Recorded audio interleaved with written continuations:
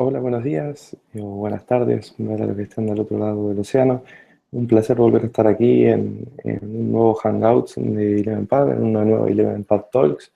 Mi nombre es Claudio Caraciolo, soy Chief Security Ambassador de PAD. Este es el segundo Hangout que estamos dando aquí adentro. Por mi parte, obviamente, desde ya mis compañeros han dado otros Hangouts. El mío fue sobre seguridad o conceptos generales sobre seguridad industrial. Mis compañeros de firma digital en el ambiente de sanidad han hablado sobre respuesta a incidentes. También hubo una charla sobre metodologías de pentesting. Hubo una charla sobre la implementación del Latch en sistemas de IoT. Hubo una en portugués y una en español respecto a Big Data y a Security. Y va a haber muchísimas charlas más, cada vez más interesantes. Estamos preparando ya la publicación de las charlas del segundo semestre.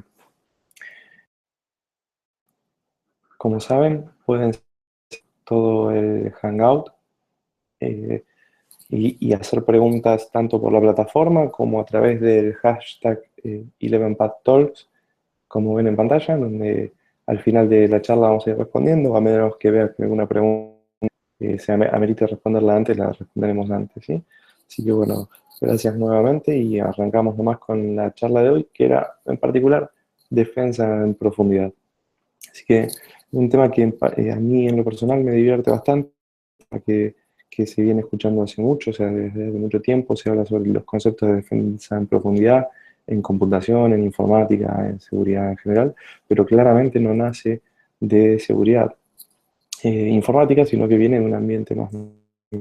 Antes de entrar en algunas consideraciones, siempre quise charlar al respecto de este tema con el uso o el ejemplo que se da normalmente, que está relacionado con un modelo de defensa basado en capas de cebolla, ¿sí? El modelo de capas de cebolla lo cuentan así porque dicen que vos para poder llegar al centro de la cebolla tenés que ir sacando capa a capa hasta llegar al origen, digamos, o hasta la parte, hasta el núcleo de esa cebolla, ¿sí? Bueno, es un modelo que mucho no me gusta, no me convence, y de hecho después van a ver que durante la charla van a entender por qué. Digamos, porque, y principalmente hay una razón, que es que cuando nosotros comemos cebolla, los que les gusta la cebolla y demás, no comen el centro de la cebolla, comen toda la cebolla. En realidad es, vos cortás las rodajas y las vas comiendo. Es decir, que el modelo de defensa es un modelo medio extraño. A mí me parece más que el modelo de defensa, si lo quisiéramos hacer parecer algún alimento, debería ser el de una del caucil, ¿no? Donde en una del caucil, aunque las hojas también se comen, no a todo el mundo le gusta. Digamos, normalmente el alcaucil lo que hace es encubrir todo lo que está en su parte más valiosa, que es el centro, que es donde está la parte más rica del alcaucil. Digamos, ahora, ¿por qué hago estas menciones? ¿Por qué menciono esto por aquí? Digamos, simplemente es por una curiosidad, simplemente es porque muchas veces en seguridad repetimos cuestiones y las vamos manteniendo a lo largo del tiempo como si fueran verdades absolutas y nunca nos sentamos a analizar si son verdades absolutas o no son verdades absolutas. Y no me refiero a este ejemplo sencillo de si las capas de cebolla son o no son el modelo de referencia que tenemos en el acorde o no, sino me refiero, a veces hablamos de metodologías o de técnicas que son aplicables a otros ambientes y que por default en seguridad informática van a ser así.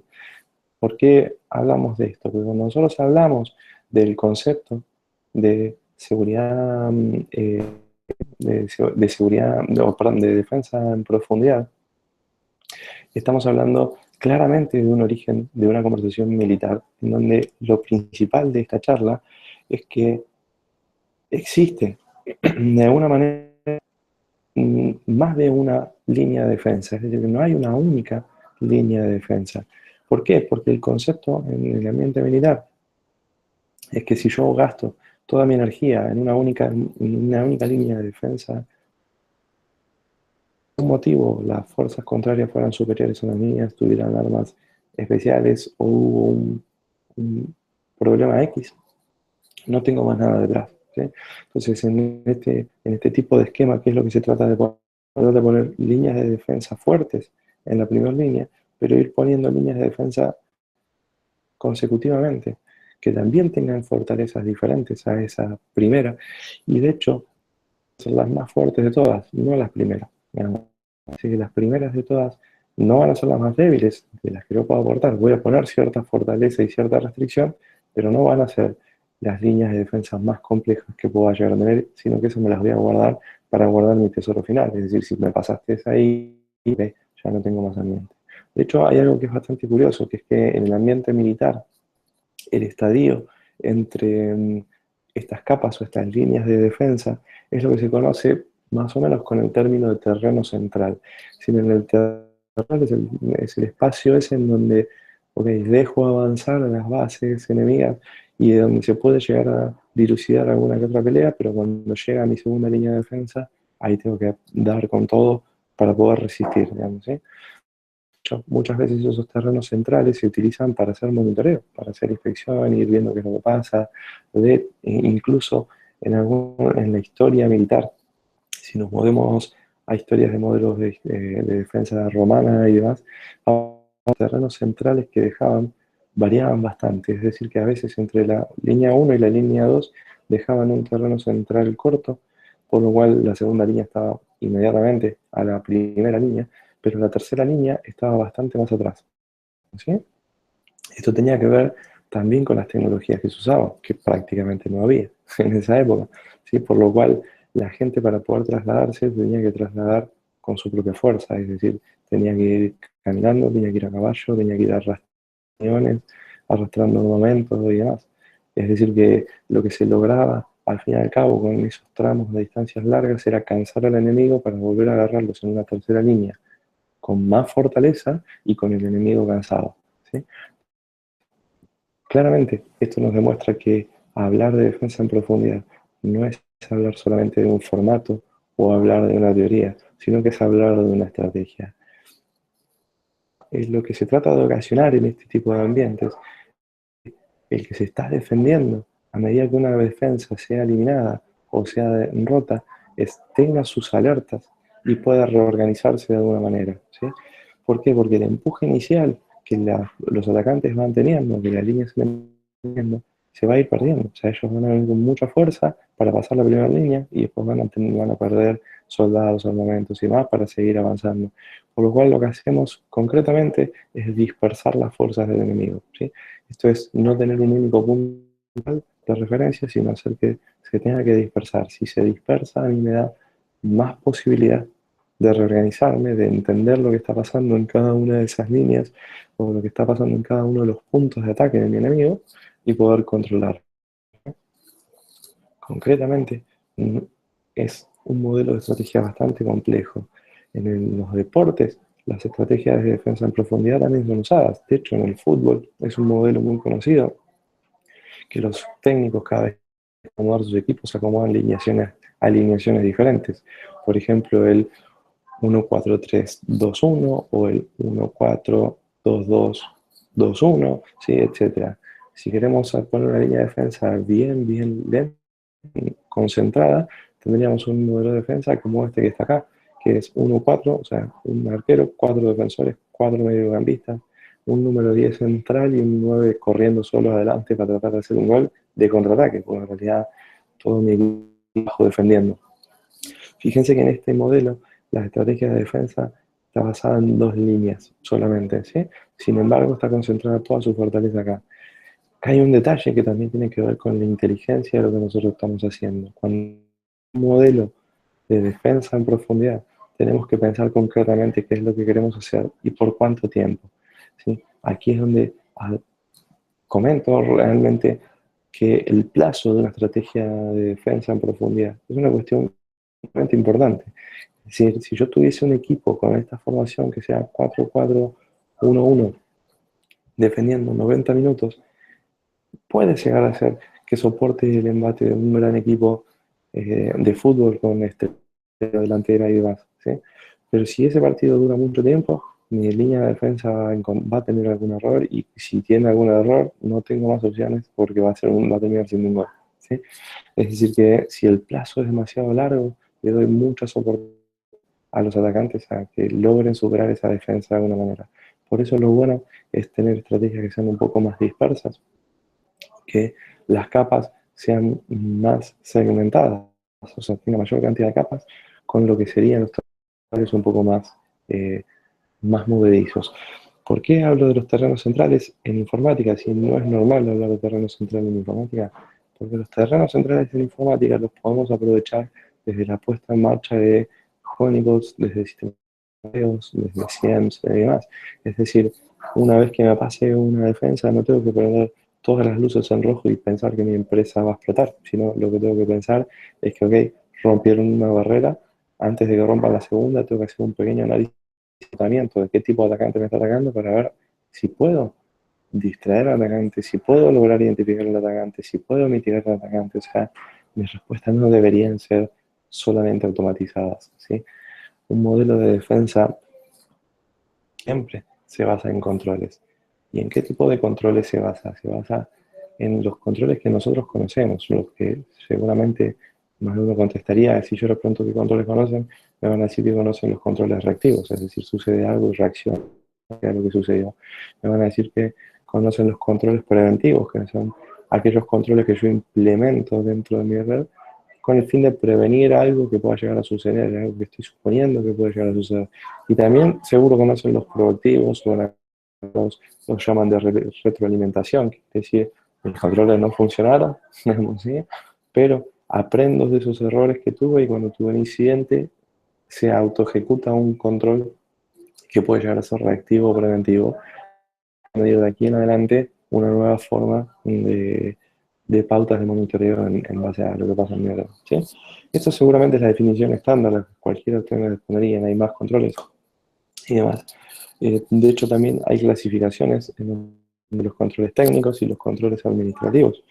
Un control administrativo, por ejemplo, en un sistema de pagos, es la persona que está revisando uno a uno las órdenes de pago manualmente, digamos así, para verificar si el pago corresponde o el que chequea la firma de un cheque. Cuando van a un banco con un cheque, en muchos países todavía se utiliza este método, donde vos vas al banco con un cheque firmado y hay una persona que mira si la firma que está en ese cheque se corresponde con la firma que estaba previamente registrada, el dueño de la compañía que emitió el cheque o de la persona que emitió el cheque, ¿no? Eso es un control claramente administrativo, ¿sí? Y administrativo no quiere decir que no utilice herramientas, sino administrativo quiere decir que necesita de la intervención de una persona, sí o sí. Tiene que decidir si este control puede pasar o no puede pasar, ¿sí? Si determinado evento corresponde o no corresponde.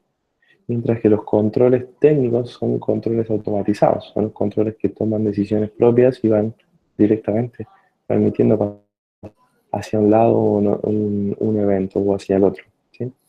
Ahora bien, ¿cuál es un control sumamente necesario en una metodología de defensa de este estilo? En una metodología de defensa de este estilo, si yo ningún control compensatorio es lo mismo que no tener nada, ¿sí?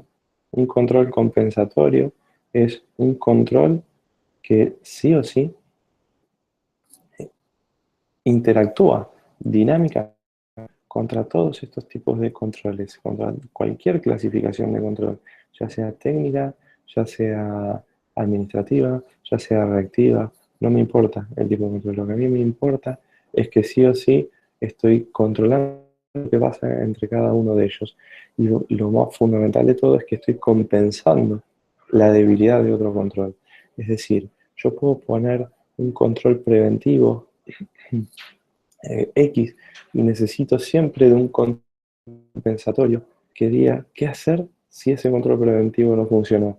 Ese control compensatorio puede ser técnico, o sea, puede ser otra herramienta automatizada que esté ejecutando algo, o puede ser administrativo, es decir, alguien que esté para controlar qué es lo que, por ejemplo, si yo tengo un sistema de pagos internamente dentro de la empresa, parece que hoy la tengo con los sistemas de pagos en los ejemplos, ¿no?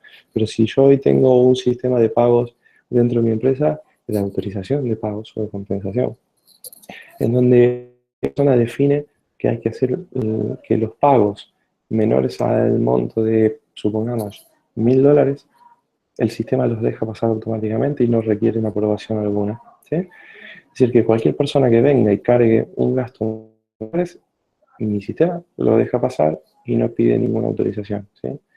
Esto está muy bien, pero desde el lado del control real tiene una gran falencia. ¿Por qué? Porque si yo fuera una persona con malas intenciones, ¿qué es lo que haría? Haría muchas facturas menores a 1.000 pesos, muchas órdenes de pago, perdón, menores a 1.000 pesos contra una misma empresa o contra un mismo proveedor, y de esta manera estaría bypassando ese control técnico automatizado. Entonces, es que haya controles administrativos que me permitan verificar, por ejemplo, si los montos menores a $1.000 que estoy haciendo de pago están siendo todos a la misma organización o bajo el mismo ítem o en periodos demasiado cortos, etcétera. Un control técnico administrativo, pero también puedo poner un control, eh, perdón, un control compensatorio técnico. También podría poner un control compensatorio administrativo, que por ejemplo sea una persona que esté controlando a quién estoy pagando y qué estoy pagando, ¿sí? O sea, una revisión de facturas, una especie de punto intermedio en una auditoría mensual. Es decir, que en una metodología de defensa, si no tengo en cuenta los tipos de controles y sobre todo, si no juego con los controles obligatorios, es decir, analizo cuáles son las fallas que tengo en un control para después tratar de solventarla en la segunda línea, alguien que encuentre una falla en la primera línea de control la va a encontrar en la segunda, en la tercera, en la cuarta, hasta llegar al núcleo de lo que yo quiero proteger, ¿sí? Por ejemplo, en algunas empresas me decían, mira, yo tengo tal modelo de firewall de tal marca de frente, o sea, en mi perímetro externo hacia Internet.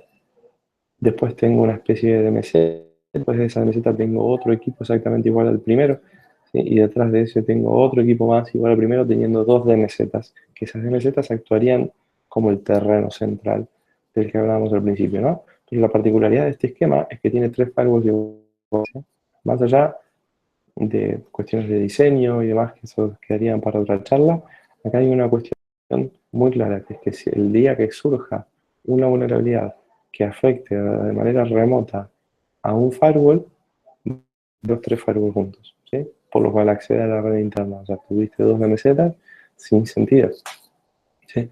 Entonces siempre hay que pensar en compensar posibles fallas. Si yo tengo un determinado modelo de equipo, tengo que poner otro equipo que compense la falla. Sistemas operativos, tipos de aplicaciones, infraestructuras, herramientas de monitoreo. Compensar hace que mi metodología sea un poco, que mi estrategia sea un poco más fuerte. Si hablamos de metodología de defensa en profundidad informática, si buscamos en internet y de hecho ponemos en Google Image, ponemos cuáles son los gráficos de metodología de defensa, siempre se basan en modelos o de cebolla, desde afuera hacia adentro, o piramidales, en donde básicamente lo que cuentan es que hay una base en donde hay políticas, normas y procedimientos y estándares, eso depende cómo lo llame cada uno según la normativa que siga, ¿sí? Procedimientos técnicos funcionales o estándares técnicos. Hay otra capa que está relacionada a la seguridad física. La primera de las capas queda claro, digamos, es toda la documentación y la orientación que la empresa le quiere dar o que la organización le quiere dar a los proteger de sus activos, ¿no? Es decir, la política de esta compañía es proteger determinados tipos de información o proteger la información de nuestros clientes, de nuestros usuarios, de nuestros, lo que sea, ¿sí? No importa. En cuanto a las normas, se definen cuáles son el desglose de esos objetivos y vamos a decir qué es lo que vamos a hacer para cumplir con esa política a nivel genérico. Un escalón más abajo tengo los procedimientos en donde voy especificando concretamente cómo voy a cumplir con esas normas para que esa norma cubra lo que dice la política de la compañía. ¿Sí?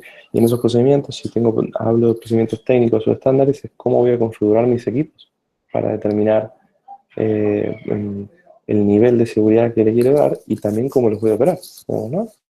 Yo no lo puedo dejar de lado. En seguridad física, normalmente se habla sobre controles relacionados con sistemas de videocámaras, controles de acceso, con sistemas de control de incendio, de humedad, con alarmas, etc.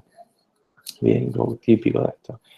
Con respecto al perímetro, que es otra de las capas, hablan sobre la puesta en marcha de firewall, de routers con ACLs, de IDS, de IPS, hablan de sistemas de Network Access Control tipo NAC, o de Network Access Protection de Microsoft tipo NAP, o de VPNs, o de protocolos SL. También, cuando nos pasamos y seguimos en esa escala propuesta, insisto, en muchos manuales, en muchas guías de internet y demás, hablamos sobre las redes internas y lo importante de poner determinadas herramientas para proteger, como por ejemplo la buena segmentación en VLANs, el uso de protocolos seguros. Y si seguimos subiendo, vamos a la parte de host, en donde siempre se habla sobre hardening, se habla sobre contraseñas, se habla sobre patch managing, se habla sobre el hecho de poner antivirus, se habla sobre el hecho de tener log, etc. Un punto similar pasa en el modelo de aplicaciones, y aquí muchos hacen mención a los Secure SDLs, a los ciclos de vida de desarrollo seguro, a los controles de acceso, básicamente a los controles por OWASP, nada nuevo respecto a esto. Y cuando hablamos de datos, hablamos de ofuscación, de cifrado, de DPS y demás. A mí este modelo piramidal o concéntrico en realidad no me termina de convencer, pero esto es totalmente personal, obviamente no tienen por qué estar de acuerdo conmigo. ¿Por qué? Porque en informática, el modelo de defensa a profundidad, para mí no es tan lineal.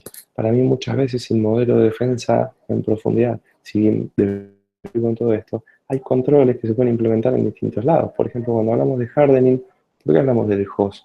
Que en los equipos de perímetro no tenemos que hablar de hardening, en las alarmas no tenemos que hablar de hardening, en las aplicaciones no tenemos que hablar de hardening. Me parece que cuando definimos un tipo de control exclusivo a cada uno de estos ítems, a cada una de estas capas, estamos cerrando en la estrategia de defensa, ¿sí? Podemos establecer esta capa como un contexto general de las cosas a proteger, pero me parece que los controles que debemos implementar se van a repetir en cada una de estas capas, se van a cruzar en cada una de estas capas, y de hecho van a ser compensatorios, van a ser controles compensatorios entre estas capas. Tenemos que seguir avanzando. Es más, nos vamos a encontrar que, por ejemplo, van a suceder situaciones como estas de aquí, en donde yo tengo la capa de tomo solamente la de aplicaciones y necesito poner controles compensatorios dentro de la capa. O sea, un control compensatorio de una aplicación que si falla controla otra cosa, que si falla controla otra cosa. Por ejemplo, los Web Application Firewall, normalmente mucha gente los pone dentro de la capa de defensa perimetral. Sí, depende de cómo lo miramos. Si lo miramos desde redes externas, redes internas, perfecto cuando la aplicación está publicada. Pero si yo hablo de un Web Application Firewall que esté colocado en un equipo que está dando servicios de intranet, ¿sí? ¿Es perimetral o no es? De vuelta, va a depender de en qué lugar ponga la cámara, digamos, ¿sí? Esto es como cuando usamos, cuando utilizamos una herramienta de imagen o de filmaciones y demás, y ponemos el muñequito con la cámara que queremos darle una verifica a nuestras imágenes, ¿sí? O como queremos que la iluminación se proyecte dentro de nuestras imágenes. En realidad, si yo me paro de un lado, se va a ver de una manera, si me paro de otro, se va a ver de otra manera. Es perimetral cuando hablo de perímetro externo, perímetro interno y demás. Pero si es chiquito, si mi entorno de trabajo es mucho más chico, como por ejemplo mi servidor, y hablo de un Web Application Firewall, también es perimetral ese Web Application Firewall. Entonces, yo no me basaría tanto en estas capas de segmentación, solo, más allá de para tener en cuenta lo que estoy protegiendo y cómo lo debería protegiendo, sino que me prestaría más atención en cada una de las capas, qué tipo de control quiero poner, teniendo claro qué de activo quiero proteger, qué tipo de información quiero proteger, ¿sí? Así que yo, por ejemplo, puedo poner un Web Application Firewall, puedo poner controles para verificar si tengo una SQL injection dentro de mi sitio, utilizar la información de entrada y de salida, pero después también puedo tener procesos de pruebas, de análisis de vulnerabilidades para chequearlo, después puedo tener procesos de auditoría, que no son de seguridad, sino de auditoría de la unidad, de auditoría de la empresa, de la organización, que vengan a controlar si el área de seguridad hizo las revisiones sobre las aplicaciones para descubrir si tenía SQL injection u otros bugs, obviamente. Es decir, cuando hablamos de metodología, cuando hablamos de estrategia, hablamos de pensarla, hablamos de analizar y ver cada uno. Tenemos mil formas de probarlo, no, bueno, no mil exactamente, pero tenemos muchas formas de probarlo, y que esas formas incluso no solamente dependen de nosotros, sino que también dependen de otros actores, de usuarios, otras áreas, de auditorías externas, unidades de negocio, lo que fuera, ¿sí? Un ámbito de seguridad que plantea una defensa en profundidad como metodología de defensa. Eso en realidad lo que hizo es aplicar los mismos controles que se aplican en cualquier compañía por default. Acuérdense lo que dije al principio, la defensa en profundidad en sistemas, para mí, viene por default, porque no hay otra forma. O sea, yo no tengo una única que me implemente todos los controles en cada una de las capas, ¿sí? Y si la hubiese, seguramente no la compraría, porque eso vendría en alguna caja que si tiene una falla, se me caen todas las defensas, ¿sí? Entonces, claramente, tengo que pensar que puede mover en las capas que yo quiera. Es decir, yo puedo tener la misma capa que antes, pero 2 veces aplicaciones, 3 veces aplicaciones, 4 veces aplicaciones. ¿Y por qué en aplicaciones? ¿Por qué no en host? Puedo tener varios controles de host y menos de aplicaciones. Puedo tener varios controles de red interna y aplicaciones, claro. Lo que importa es que se piense, es que se analice el modelo y se analice la estrategia de lo que quiero proteger, de lo que tengo para invertir y de cómo lo quiero invertir, ¿sí? De eso se trata un poquito todo este paraguas. De hecho, cuando hablamos de estos controles o de la estrategia de la metodología de defensa como implementación de controles, sobre todo desde la óptica que yo planteo, que es desde controles compensatorios, tengo que tener premisas que en algún documento publicado había leído y me parecieron muy interesantes, aunque no compartía la visión general del documento. Sí comparto algunas cosas, como por ejemplo que la implementación de los controles deben ser globales, es decir, control por control, porque leí en algún manual que dice que yo tengo que controlar esto, no sirve. Ese control tiene que responder a un objetivo general, que es el que está planteando la norma que debo cumplir para cumplir con la política. Si yo pongo 1000 lo que voy a hacer es que mis aplicaciones no tengan sentido, ¿sí? O sea, dejen de cumplir con sus objetivos de negocio y aplicando controles que cansen a los usuarios, que molesten a los usuarios, porque seguramente van a requerir más de una vez interacción. Voy a aumentar la cantidad de peticiones en los call centers, en los centros de atención de soporte, sin sentido, porque son controles que realmente no sirven para nada. Por eso muchas veces hay que acordarse que hay veces que es importante dejar en más bajas, en las líneas más frontales, controles más livianos, pero en las líneas más cerca de lo que realmente quiero proteger, controles más exhaustivos, ¿sí? Por eso tenemos que tener en cuenta que esta estrategia tiene que ser coordinada. Y si yo planteo modelos donde me tengo capas de abstracción, como por ejemplo algo que es política normativa, seguramente va a haber un área que se dedique a eso, o va a haber personas que se dediquen a eso. Y encima la aprobación de esos documentos ni siquiera son de mi área, son globales, son del departamento, son de la empresa entera, y demás. Por lo cual necesito interactuar con ellos, coordinar mi metodología de defensa con respecto a lo que dicen ellos. Pero también voy a tener seguramente segmentado qué es lo que... O sea, los que manejan las bases de datos normalmente no son los mismos que los que manejan los equipos de comunicaciones, ni tampoco son los que manejan los permisos, ni tampoco son los dueños de los datos, ¿sí? Entonces, cuando tengo que implementar un control, necesito coordinar con todos ellos, ¿sí? Nada nuevo. Tiene que ser dinámico, ¿por qué? Porque muchos quieren hacer esto en una planilla Excel. Genial. Dura un año el trabajo de relevar todo lo necesario para un proceso, pero cuando terminó el año ya está desactualizada la planilla porque algo cambió. Hoy nuestras tecnologías cambian demasiado rápido como para hacer planillas de cálculo en modelos de control. Necesitamos herramientas mucho más ágiles que nos permitan avanzar, evaluar, probar, modificar casi en tiempo real. Hacemos esto, ¿sí? Sobre todo que nos avisen y nos alerten de los cambios y no esperar a que hoy nos vengan a decir. Por eso hablo sobre un cuarto ítem que para mí es el de autosuficiente.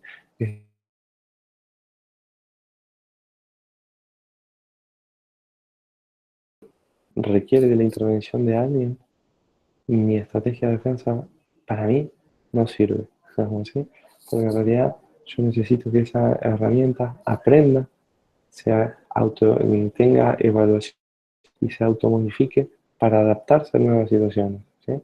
Entendiendo que los tipos de ataques que hoy tenemos o que hoy podemos tener en cuanto a brechas de seguridad van mutando tan rápidamente que no llegamos a verlos, ¿sí? Desde conceptos como Shadow IT o el Shadow IoT o, o desde conceptos como los APTs, etcétera. ¿Sí? Tenemos que tener bien en claro que necesitamos dinamismo y autosuficiencia en nuestras herramientas. Y el quinto de nuestros conceptos para mí es determinante. Es decir, si yo pongo control, y va muy relacionado con el primero, si yo pongo controles sin sentido, no voy a generar nada. Que cada control que ponga en cada una de las capas tenga un objetivo concreto y que para ese objetivo sea determinante, para otros no. Es decir, si en mi capa 1 yo no protejo nada de lo que tenga que ver con el tratamiento de los datos, no tengo que poner nada que en esa capa interfiera con el tratamiento de los datos. ¿Eh? Yo debería dejar poder pasar toda esa información y debería filtrar todo lo que yo intenté filtrar con mi control. ¿Sí? Y el tratamiento de los datos se lo dejo al cliente. ¿Sí? Por eso, si mi estrategia no es global y no está coordinada, lo que va a pasar es que me voy a olvidar de algún control y no controlé los datos al principio y no los controlé al final. Porque ustedes saben que en sistemas algo muy común, algo muy concreto, es que esa tarea que la puede hacer cualquiera no la hace nadie, ¿no? Esa tarea que van a hacer todos, que es responsabilidad de todos, nadie la ejecuta, ¿no? Entonces, para evitar este mal común, tenemos que ser en cada uno de nuestros controles y gestionar de manera global qué es lo que va a pasar. Por eso estoy insistiendo tanto en temas de gestión de riesgo. Y gestión de riesgo requiere entender un poco nuestras herramientas, requiere entender cuál es el modelo de negocio que quiero proteger, cuáles son los tipos de datos que yo quiero proteger, cuáles son los ambientes que yo quiero proteger.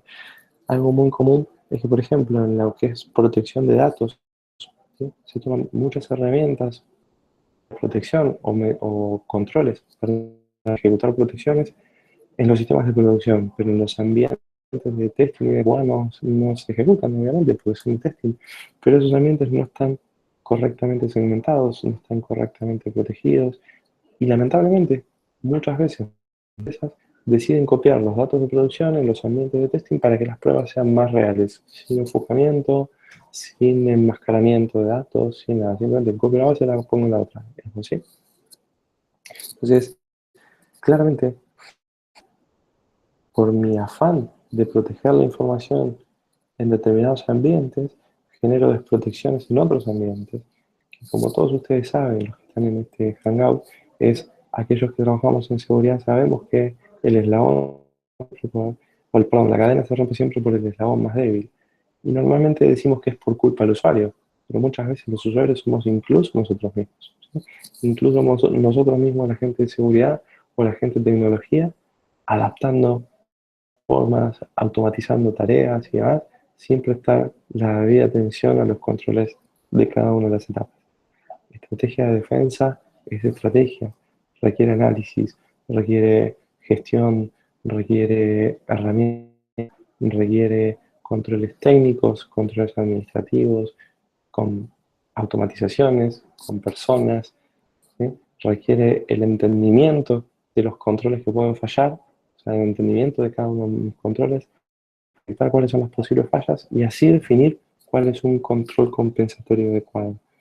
Si no tengo muy claro este modelo de control compensatorio adecuado, lo que va a terminar pasando es que voy a llenar a mi empresa de controles, voy a madrear de la compañía y no voy a haber logrado nada de lo que yo quería lograr. ¿Sí? A lo sumo lograré que alguno después se enoje conmigo cuando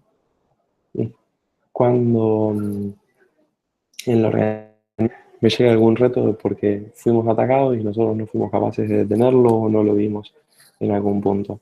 ¿Sí? Por eso es sumamente importante el concepto de evaluación permanente. Nosotros necesitamos, sí o sí, tener en cuenta que no hay forma de avanzar en esto si no tenemos una evaluación real y permanente de lo que estamos haciendo con nuestra metodología de defensa. En síntesis, ¿de qué tratamos de conversar hoy? Digamos, tratamos de, primero, de dilucidar un poquitito esta idea de defensa en profundidad y entender que en nuestro mundo, en el mundo de sistemas, en el mundo de seguridad informática, siempre defensa en profundidad. No hay forma. No hay equipos que hagan todo, no hay aplicaciones que hagan todo. E insisto que si las hubiera, no las pondría. ¿No? ¿Sí? Claramente, nosotros estamos acostumbrados a trabajar en defensa en profundidad. En lo que no estamos acostumbrados, hacemos habitualmente, es establecer una estrategia de defensa en profundidad. Es decir, no coordinamos las acciones de cada uno de los controles compensatorios para lograr tener una estrategia real. ¿Sí? Hablar de estrategia no es lo mismo que hablar de metodología, es seguir paso a paso. ¿Sí? Estrategia es tener un objetivo, es definir cuáles son las metodologías que voy a utilizar, las herramientas que voy a utilizar y demás, con un fin específico, tratando de lograr algo en concreto. ¿Sí?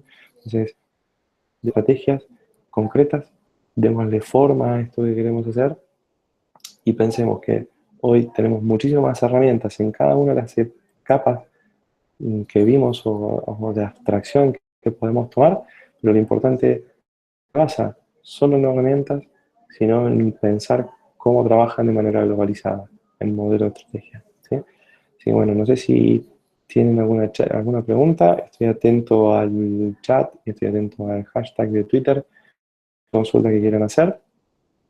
Si no, encantado de haber estado aquí con ustedes por este medio. Espero poder conversar de nuevo en algún otro Hangout, que seguramente así será durante el segundo semestre, de mi lado. Obviamente aquí tienen todos los Hangouts, todos los jueves a la misma hora, esperándonos. Así que, bueno, mientras busco, dejo algunos carteles como para que vayan viendo y un mensaje final, que es un proverbio, en realidad es un proverbio japonés, que dice: hasta el viaje más largo comienza con un solo paso. Una estrategia de defensa tiene que arrancar por el primer paso, por pensarla, por definir la estrategia. ¿Sí? Después vamos implementando los controles. Lo más normal es que históricamente nosotros en sistemas o en seguridad hayamos implementado muchos controles y no hayamos definido una estrategia. No importa, ya fue un paso, ya arrancamos. Ahora veamos cómo unir cada uno de esos controles para que sean una real, ¿sí? Perdón, una estrategia real. ¿Sí? Así que bueno, las preguntas, como decíamos, pueden hacerlas por el hashtag DynamicPad o directamente por el chat. ¿Sí? Y a su vez, también los invito, mientras espero, los invito a que si están interesados en trabajar dentro del equipo de Elevenpad, si tienen ganas de innovar, si tienen ganas de hacer cosas diferentes, si tienen ganas de crear a partir de romper, ¿sí? E ir un poco más allá, bueno, están invitados a presentarse, pueden escribir y enviar sus currículos a talent@elevenpad.com. Les cuento que en la oficina de Argentina está en marcha, por lo cual estamos buscando gente, equipos de desarrollo, QA, DevOps y demás, para completar los puestos y tener una oficina de 11pads en Latinoamérica, en este caso en particular en Buenos Aires. Así que desde ya los invito a que nos comenten. También están todos nuestros canales para que puedan seguirnos. No se pierdan la oportunidad de debatir con nosotros en la comunidad. En el Community 11pads tienen muchísima información sobre distintos ámbitos, sobre la visión de los analistas, herramientas que hemos creado, sobre conceptos generales como pentesting, donde vamos publicando, vamos poniendo temas de debate y de interés o artículos que nos puedan llegar a interesar a todos y demás. Y luego en nuestras cuentas de Twitter, en los blogs, en YouTube tienen videos, información y demás que vamos sacando sobre nuestras actividades, sobre lo que hacemos, las herramientas, sobre técnicas, sobre noticias en general y así que no dejen de seguirnos. Sí. Por último,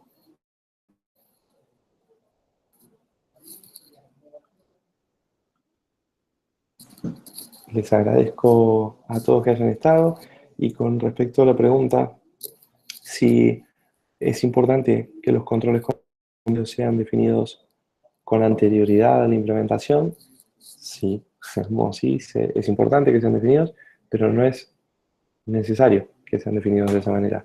Es decir, que muchas veces los controles compensatorios que nosotros los podemos haber analizados después de que ya teníamos controles implementados. No pasa nada, yo después de esos controles puedo hacer una autoevaluación con mi equipo interno de seguridad, con mis equipos de auditoría, o lo que fuese, y a partir de ahí definir cuáles son los controles compensatorios que necesito cuando hacemos pentesting y demás dentro de nuestras organizaciones, lo que buscamos es entender qué problemas se pueden corregir sobre lo que nosotros hicimos, o bien qué controles compensatorios podemos aplicar para corregir una vulnerabilidad que tenemos sobre algo que no podemos cambiar.